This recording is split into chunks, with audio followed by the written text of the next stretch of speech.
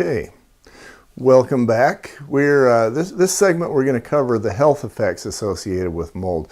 There are a lot of misunderstandings, and I want to use the term old wives' tales. If that's probably not politically correct anymore, but it kind of illustrates what often happens as relates to mold. So the health effects, what it does is it causes lung problems. And your respiratory system is going to be affected by too much mold. According to EPA, the people most at risk of lung issues or of mold effects are going to be the young and the old and the people who are sick, maybe somebody who's got a cancer, especially if it's a lung cancer, or pulmonary issues generally.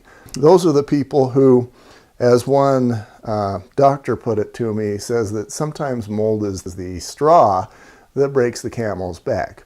For example, one of the homes that I did had a leaking roof, and this was the back west corner of the house, and this was the corner that kid was in.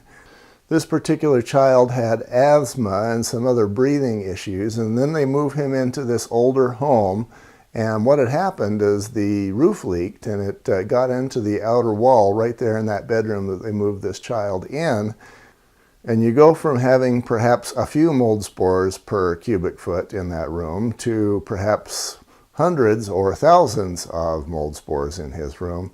And no sooner did he move into that room than his symptoms got so much worse, and he had to move right back out.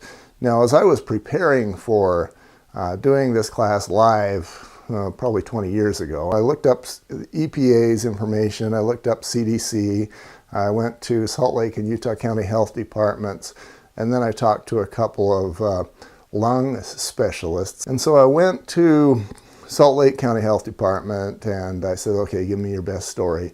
Their experience was that mold was something that apartment dwellers who wanted out of their contract would claim.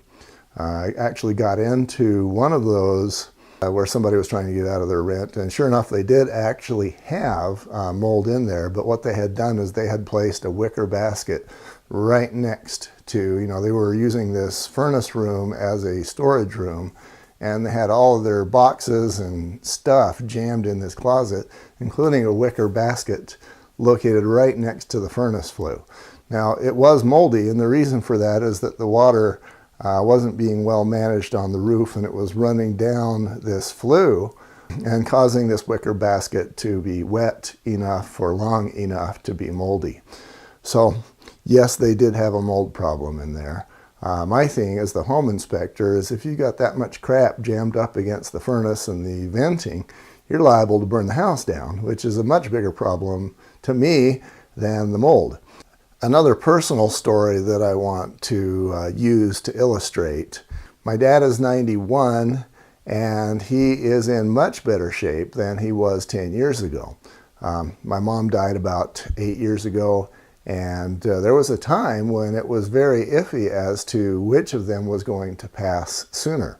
So fast forward now about 10 years, and he is in much better shape than he was back then. There's a number of medicines that he no longer takes. He doesn't bother anymore, and he's so much more healthy than he used to be. So the question becomes why, and I'm thinking that one of the reasons why is that he eliminated a potential mold problem inside his home. He used to have a swamp cooler, and every summer that swamp cooler was not only bringing in molds from the exterior, but it was creating a certain amount of mold as those pads were being wetted, and then that mold was being blown into the house. He was very iffy as to how long he would survive and whether he would outlive my mom. Since then, we have put in a central air unit, and his health and his lungs just keep getting better.